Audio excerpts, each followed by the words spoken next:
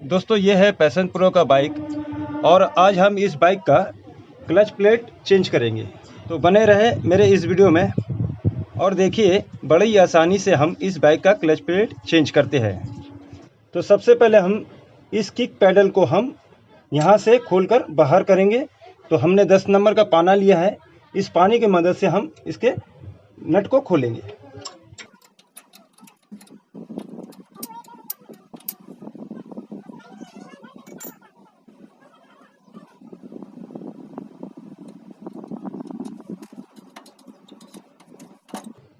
तो kick pedal को हमने बाहर कर दिया है। इसके बाद हम इस क्लच वायर को भी हम यहाँ से बाहर कर देंगे। इसके लिए हम 12 नंबर का पाना लेंगे और इस नट को लूज करेंगे।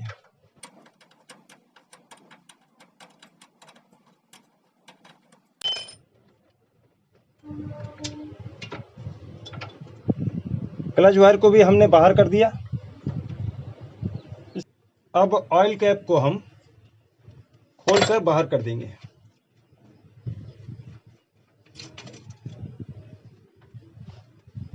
इसके बाद हम इस इंजन से इंजन ऑयल को बाहर करेंगे। तो हम नीचे से नट को खोलेंगे और इंजन ऑयल को बाहर कर देंगे। तो हमने इंजन ऑयल को बाहर कर दिया है। तो यहाँ पर जो 8 नंबर के नट लगी हुई है इंजन में, सभी नट को हम बाहर करेंगे।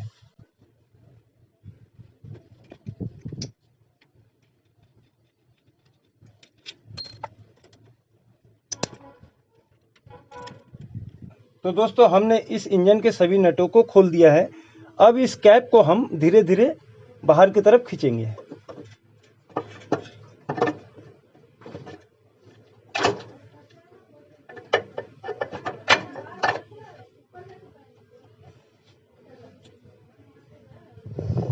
स्क्रू ड्राइवर लेंगे हम और इस बैलेंसर को हम खोलेंगे। तो इसके 4 स्क्रू है, इस चारों स्क्रू को खोलकर हम इस बैलेंसर को हम बाहर निकालेंगे।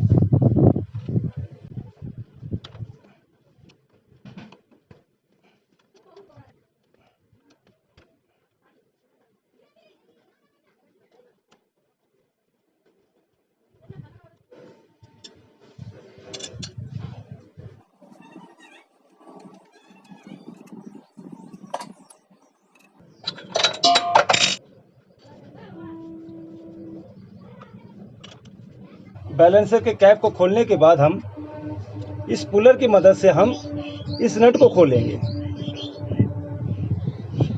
ये पुलर बिना ये नट नहीं खुलने वाला है। आप ठोक कर या मार कर मत खोलिएगा। एक पुलर ले लीजिएगा, इस तरह का 150-200 रुपये का आता है। इस पुलर की मदद से हम इस नट को खोलेंगे।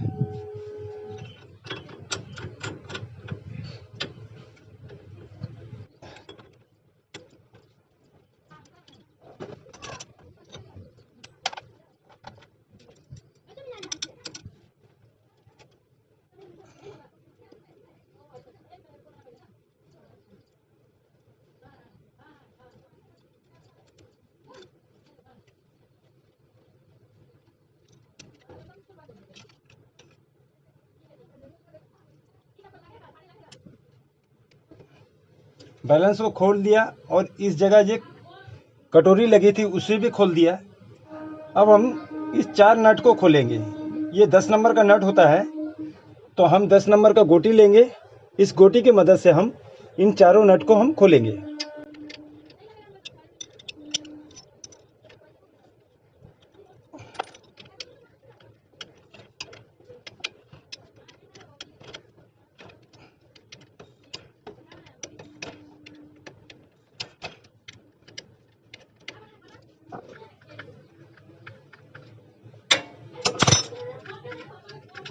बड़ी आसानी से खुल गया है। चारों नट को खोलने के बाद हम चारों स्प्रिंग को भी निकाल देंगे।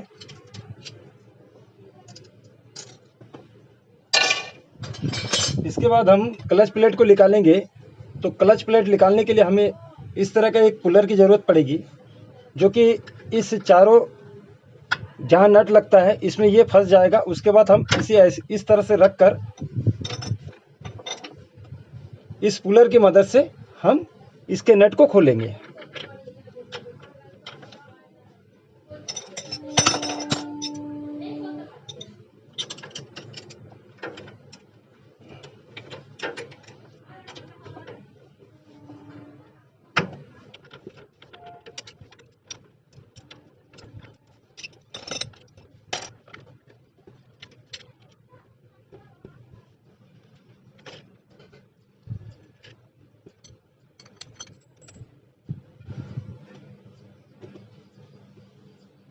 इसे निकालते समय ध्यान रखिएगा ये कटा वाशर ना खो जाए।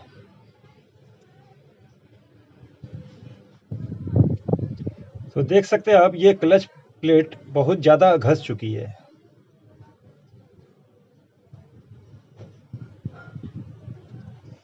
तो चलिए अब हम क्लच प्लेट को चेंज करते हैं। तो दोस्तों हमने हीरो होंडा का ये 360 रुपये का क्लच प्लेट लिया है ओरिजिनल। हम इसी क्लच प्लेट को हम इस बाइक में लगाएंगे।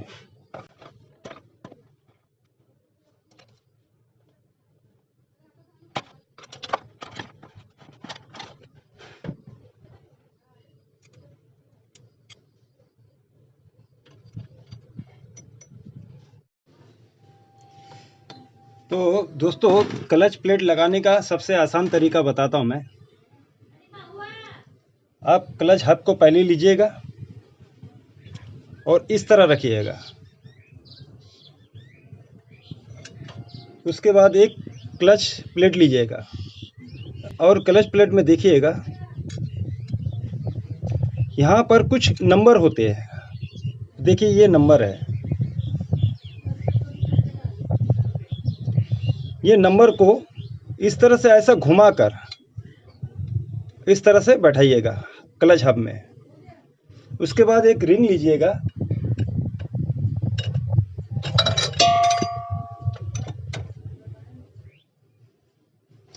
और रिंग को आप किसी तरह भी बैठा सकते हैं।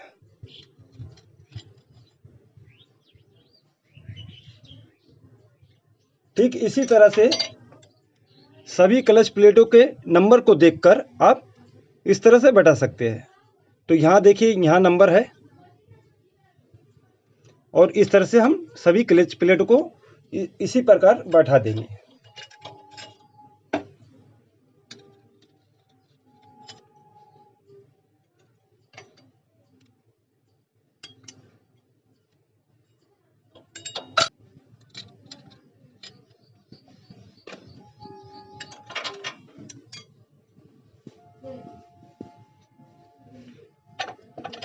इसके बाद हम क्लच सेंटर को लेंगे और किसी भी पोजीशन से हम इसे हब में सेट कर देंगे। तो देखिए इस तरह से क्लच प्लेट बैठ चुका है। इसके बाद हम ये कटा वाशर लेंगे और इस कटे वाशर में हम थोड़ा सा ग्रीस लगा देंगे और ग्रीस लगाने के बाद हम इस हाउसिंग में इस कटे वाशर को हम लगा देंगे।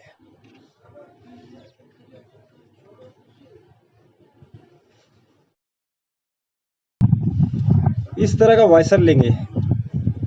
इस वाशर को ध्यान से देखिए ये चारों तरफ से उठी हुई है।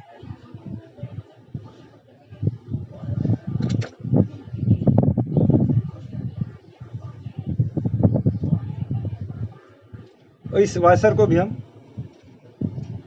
इस तरह से लगा देंगे। फिर हम इस क्लच सेट को लेंगे और इस हाउसिंग में धीरे धीरे बैठाएंगे। तो ध्यान रखिएगा इसमें 4 प्लेट है। 3 प्लेट इसके अंदर जाएंगी और 1 प्लेट इसके ऊपर रहेगी।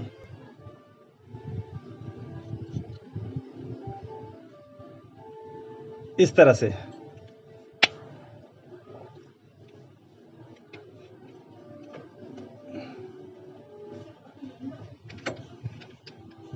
तो देखिए हमने 3 क्लच प्लेट को इस तरफ लगाया और मात्र 1 क्लच को इसके ऊपर रखा, इस तरफ रखा।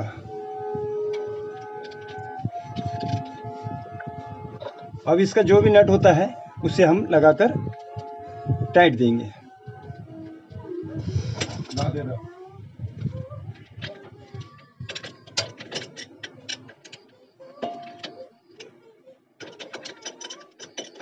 अच्छी तरह से टाइट कीजिएगा।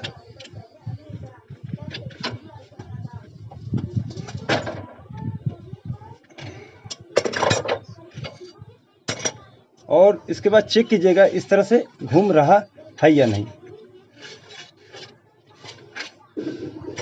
चारों स्प्रिंग को हम इसकी जगह पर सेट कर देंगे।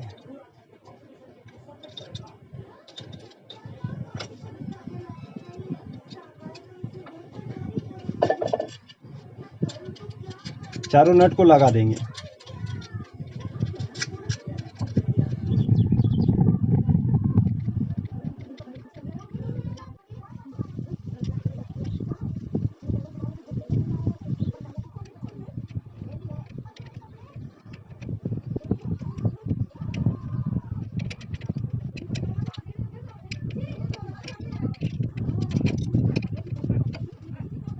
बिल्कुल अच्छी तरह से कसिएगा, लूज ना रहने पाए।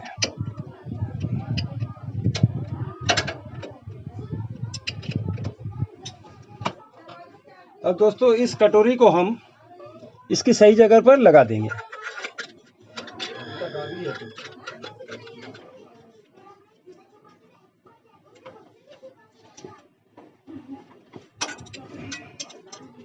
तो कटोरी के नट को हमने अच्छी तरह से कस दिया है। तो अब दोस्तों हम बैलेंसर को फिट करेंगे।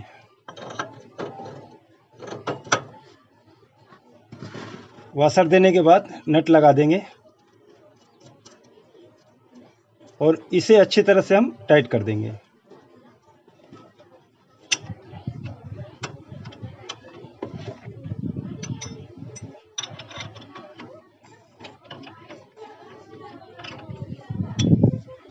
इसके बाद इसके कैप को लेंगे, हम कैप को लगा देंगे।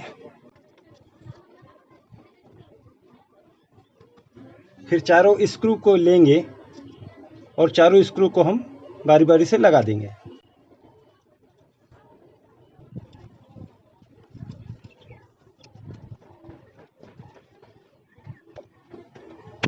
तो दोस्तों हमने इसके चारों स्क्रू को अच्छी तरह से कस दिया है।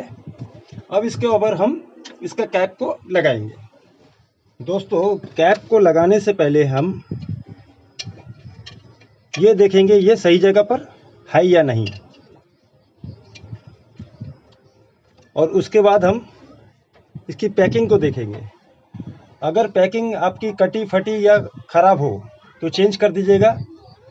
इसकी पैकिंग अच्छी है इसलिए हम इस पैकिंग को नहीं बदल रहे हैं, हम इसी पैकिंग को इसमें लगाकर इसे फिट कर देते हैं।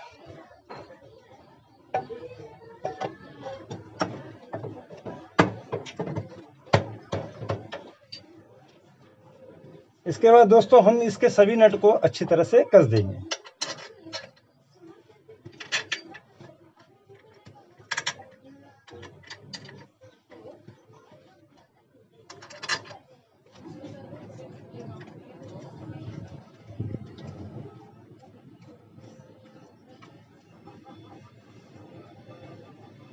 तो दोस्तों हमने इनके ऑटो नट को कस दिया है, एक किक पैडल भी लगा दिया है और क्लच वायर को भी लगा दिया है। क्लच वायर अपने हिसाब से लगाइएगा, लीवर को देख लीजिएगा क्लच लीवर को कि थोड़ा सा लूज है कि नहीं, उसके बाद इसको कस दीजिएगा। जब ये काम हो जाए तो आप फ्रेश इंजन ऑयल डालकर इसको इस गाड़ी को इस्तेमाल में ला सकते हैं। तो इस तरह से एक पैशन प्रो की गाड़ी में क्लच प्लेट को चेंज किया जाता है।